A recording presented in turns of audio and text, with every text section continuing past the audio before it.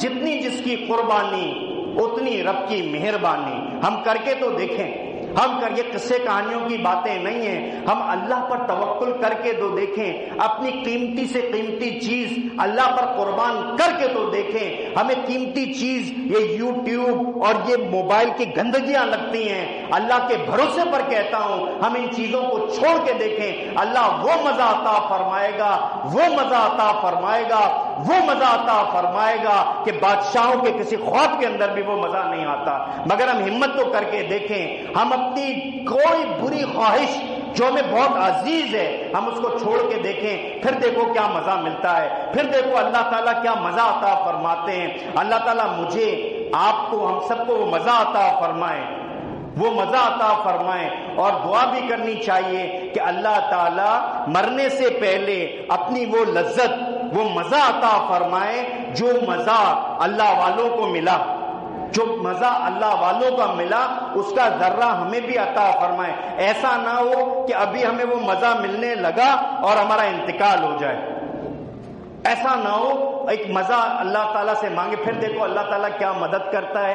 اور دوسری بات, اب یہ تو پہلا درجہ بیان ہو گیا. اللہ مجھے بھی عمل کی توفیق عطا فرمائے, آپ کو بھی عطا فرمائے. اب میں آتا ہوں دوسرے درجے پہ.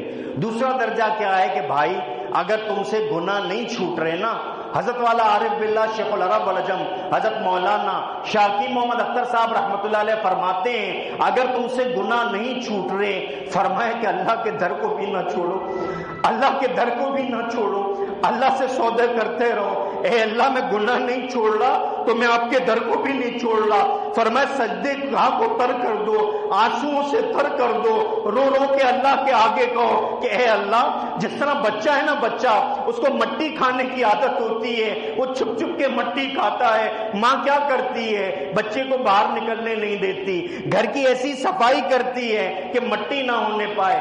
جن بچوں کو مٹی کھانے کی عادت ہے ان سے تعلق کو بچے کی کاٹ دیتی ہے. ذرا بچہ مٹی کی طرف جائے اس کو منع کرتی ہے. اے اللہ, اللہم واقعۃ کواقعۃ الولید, اے اللہ میری ایسی حفاظت فرما جیسی ماں چھوٹے بچے کی حفاظت کرتی ہے. اے اللہ مجھے بھی, میں چاہوں بھی گناہ کی طرف جانا, اے اللہ آپ اپنا کرم, اپنا فضل عطا فرمائے.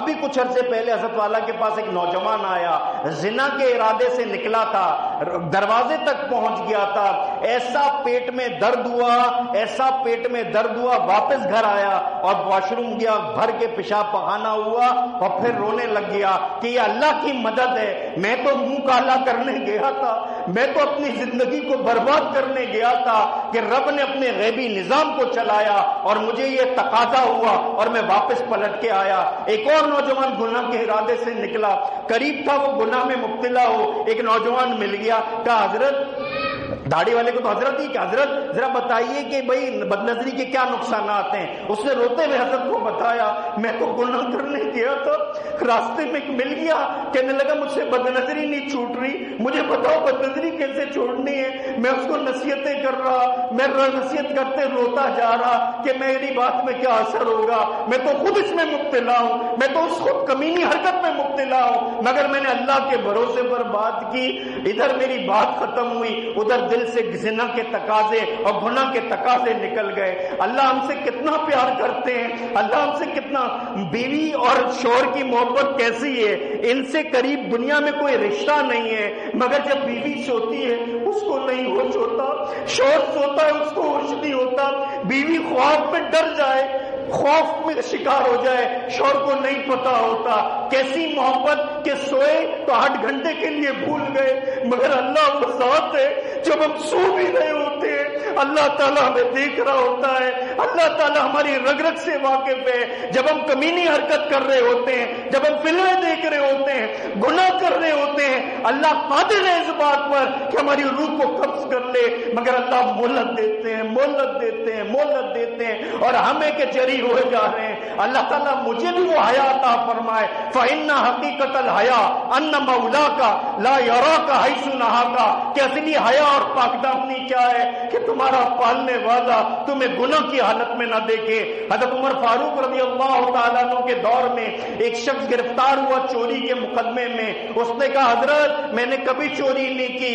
حضرت عمر فاروق رضی اللہ تعالیٰ عنہ نے فرمایا اے بندے، اللہ 3 دفعہ مہلت دیتا ہے پھر رسوا کرتا ہے، تو نے ضرور بھی ضرور کیا ہوگا۔ پھر اس نے مانا کہ میں نے کیا تھا۔ اللہ تعالیٰ ہماری کتنا ستاری کا پردہ ڈالتے ہیں، مگر ہم کیا کرتے ہیں؟ کمرے کے اندر اپنے آپ کو بند کرتے ہیں، کھڑکیوں کو بند کرتے ہیں، پردے ڈالتے ہیں اور گناہ کے اندر ملوث ہوتے ہیں۔ حضرت فرماتے ہیں تو نے سب سے حیا کی، ماں سے حیا کی، بیوی سے حیا کی، بیٹی سے حیا کی، بہن سے حیا کی، حیا کی نہیں تو اللہ سے نہیں کی جو تیری شارک سے بھی زیادہ قریب تھا۔